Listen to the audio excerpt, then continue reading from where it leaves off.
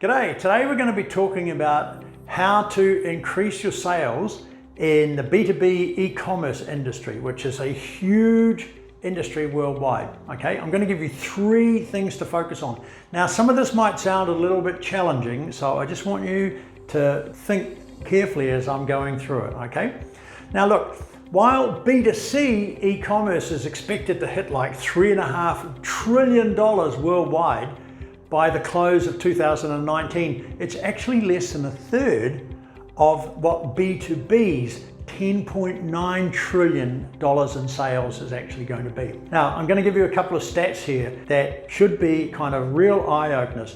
On average, only 2.8 people who visit e-commerce websites actually buy something, 2.8%. And 85% of consumers conduct online research before they make a purchase online. So people are getting much more savvy before they make that purchasing decision. With that in mind, here are 3 wee tips to actually generate B2B sales. Tip number 1, provide value to the customer in terms of your relationship with them before you provide the value in your product. Now, way back in the 1930s, the guy who was running a company called BBDO, one of the largest advertising companies in the world, wrote, "The best advertisements are those that appeal to the reader's self-interest. That is, advertisements based on the reader's benefits. They offer readers something that they want and that they can get from you." Now, what was true then? You know what? It's still true today, but it's only more so because customers are totally self-interested.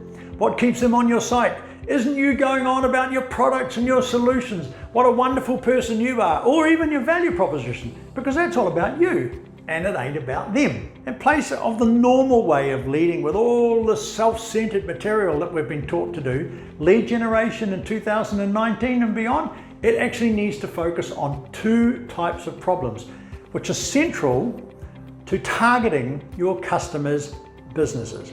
The first thing is problems they're aware of, and the second thing is problems that they don't even know exist yet. So to put it simply, the sales funnel can't start with you, it has to start with your customer. So for example, your educational content is going to lead with customer-focused benefits, talking about technical details and making them simple so people can get a really good sense of what your product is all about without you telling them it's wonderful for you. They just want to know how the bloody hell it works. So the key here is that you're going to anticipate their pain points and you're going to create content that shows how those specific pain points can be addressed without appearing to do so, without being all kind of smarmy about it. Now look, most of the time, our websites and our marketing collateral are like a solution looking for a problem to solve. Oh, it's got to be out there somewhere. We need to actually spin that right around and become expert at analyzing the client's pain points and giving general advice on how to solve them before we bring our solution into play. Now, there's one giant company called Polycom that's changed its website. So the very first button on their navigation bar is "I need to." And under that button, there are subheadings that relate to the kind of things that customers actually need to solve. It's really smart, and I'm considering doing it myself on our own website. So what's happening is they know their customers need to understand something. In other words, they need to educate them. Customers need to select. So therefore, they're guiding purchase decisions by putting these things down in the subcategories for people so they can work their own way through. And the third thing is implement. So they've got post-transaction support that makes it easy for people to actually take the solution and to put it in place. So if a new customer arrives at their site, they can learn more about their own problem and the potential solutions before they actually see the products and solutions. So instead of pitching products like we just do because that's what we do, our goal should be to develop what I call need awareness. So the buyer can place a real value on the fact that we're solving their problem. Now, remember what I said? There are 2 types of problems. Problems that they're aware of, that's fairly easy, but problems they don't even know exist yet. And that's where it becomes really fun. The best way to do the second one particularly is to tell stories, which guess what is tip number 2. It's really simple, tell stories. okay? Stories are far more powerful than feature lists and product specifications. So you need to be really customer centric when you tell your stories rather than product centric. So instead of making the product the hero, our aim in storytelling is to make the client's business the hero. Two things happen here. Number one, the client feels like you have their best interests at heart. And number two, by you relentlessly zeroing in on the problems that your client faces, you're going to force yourself to turn away from that self-centered sales and marketing and earn your future customers' permission before the sales process begins. It's like you've established some relatedness and now you can get on with the sales process. And how does that happen? Well, actually, the answer is extremely counterintuitive. And the way to do it is to use stories that teach commercial insight rather than thought leadership. Now look, you should know what these mean, but I'm going to go in a little bit more detail about each one of them. It's true to say that B2B is obsessed with thought leadership because that's what we're told. We've got to look as though we know what we're talking about. But by a factor of 3 to 1 in some recent research, what people have found out is that B2B buyers want to self-educate versus being talked to by you or your sales reps to learn about products and services. They want to understand not only the problem, but they want to know what the solution is. Customers are 57% of the way through a typical purchase process before they reach out to you for direct input on whatever it is that you're doing to see whether or not it can be helpful. And I'll tell you what, even more powerful, 86% of people prefer using self-service tools for reordering rather than talking to a sales rep. Talk about death of a salesman. It's real. These findings are really, really good news for you if you're running an e-commerce site. Okay, driving a content-driven online presence gives you a competitive advantage in a market that's moving more and more towards self-service. Content that represents a smart or expert perspective is becoming less and less used by buyers to make their decision. Let me just say that again. Content which shows that a smart or an expert perspective, in other words, hey, I know all about this shit, it's actually becoming less and less used by buyers when it comes to making it. They could give a flying about what you know about it. What they want to read and what they want to see is how the ordering thing actually works. Look, I got to tell you, if you're a bit of an expert on this stuff, guess what? The people who are going to make the buying decisions, they could give a rat's ass about what you know about the product and what you say is a wonderful thing. Because honestly, smart or expert kind of perspectives, they're not using them anymore. They want to know exactly how the damn thing works, and they want to educate themselves on how it works and how it's going to solve their problems. Thought leadership might get buyers' attention. It might even get them to stop and comment and share on your social media. But what it doesn't do is it doesn't drive sales, okay? Now, there's a guy called Brent Adamson who's one of the authors behind The Challenger Sale and another great book called The Challenger Customer. And he explains the difference between commercial insight and thought leadership. Thought leadership is interesting and newsworthy information that customers themselves couldn't likely have discovered on their own. It teaches them something new, but you know what? It doesn't necessarily drive action because it's largely focused on presenting a new idea or, in some cases, showing the customer how smart you are rather than giving them something that they can actually put in place. Commercial insight, on the other hand, he says, is specifically designed to disrupt the status quo. It doesn't just convey an idea of what you could be doing, but it also shows a story around how what you're currently doing may actually be costing you time or money in ways that you never realized. You see what difference that is? It isn't just, oh, that's a nice idea, let's go and do that one, Mavis. It's like, Mavis, we've got to do this because I've just realized all this other shit's going on down here and we've got to fix it, all right? And Mavis goes, yeah, let's go and do that. So it's an emotional response, even from Mavis, as well as a logical one because you've laid it out that way. So the key to getting this commercial insight is to make sure that whatever it is we're teaching our customers actually leads back to something that only we can offer, all right? So whereas thought leadership makes buyers say, that's interesting, commercial insight makes them say, God, I've been running my business the wrong way. Mavis, let's go and do this right now. Okay, that's how it works.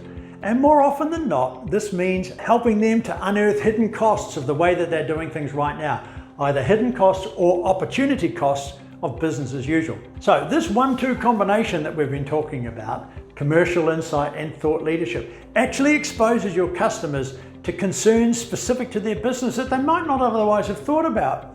So now what you're doing is you're providing them content which is objective and helps them come to the conclusion, bloody hell, we need to do something. Making that connection is what tip number 3 is all about. And tip number 3 is to provide that kind of content that we've been talking about, that informative, objective content for every stage of the B2B journey. Just straight product information and data sheets and demos, that just gets you into the game. You've got to have them because they form the baseline information that's necessary to be amongst the options that are going to be considered by your customer.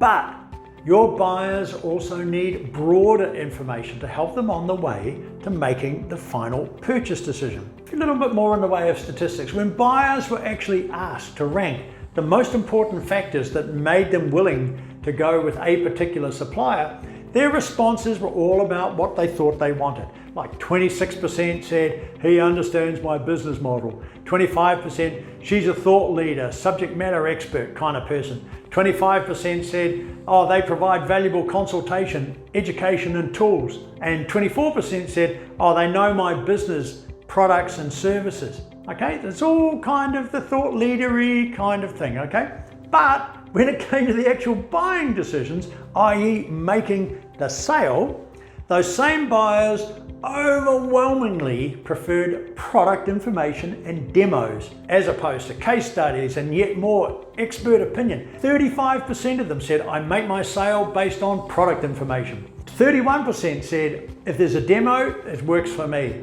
20% of people said, I want to know about best practice. 19% case studies. 18% expert opinions. So as you can see, 66% of people who made a buying decision looked at the product information and they looked at the demo. And you know, rat's ass comes in here as well. They could give a rat's ass about the best practice or your case studies or your expert opinion. 66% bought on the basis of product information and demos. That's what you've got to provide people. Now, you need to remember a very, very important statistic, and that is that 98% of B2B buyers do online research before they go anywhere near you. So therefore, content is king. And the question isn't what type of content B2B buyers want. The real question is, when do they want it? Now, they want the content that they need right up front. And then, and only then, will they move to the next stage of engaging with you. In other words, they have pre-qualified you 16 different ways from Christmas. But what you need to remember is ultimately, it isn't even that content that sells. What sells is still the old school developing a relationship of trust. And that's what content at every step of the journey helps to do for your customer. And once you've built that trusted relationship, then you can follow up with the more traditional sales-focused follow-ups like demos and product details and calls and so on and so forth. Why would you put so much effort into creating content for each step of the buyer's journey? Because it will give you a shorter sales cycle, it'll give you higher conversion rates, and it will give you increases in your marketing source pipeline and your revenue. Now, that's some pretty powerful reasons. Shorter sales cycles, higher conversion rates, and increases in your pipeline and in your ultimate revenue. So success in this case means getting permission from your clients to be at the top of the funnel with them, and only then progressing down the funnel with collateral that sells explicitly what your product is all about. Now look, this might sound really complex, but it really isn't. Maybe it's just the way I'm explaining it to you. I hope not. It's a matter of getting things in the right order. It's really as simple as that. Believe me, if you can crack this, you will be in the top 1% of B2B e-commerce companies, and you will stand out like dog's balls, which, as you know, is a technical expression, probably.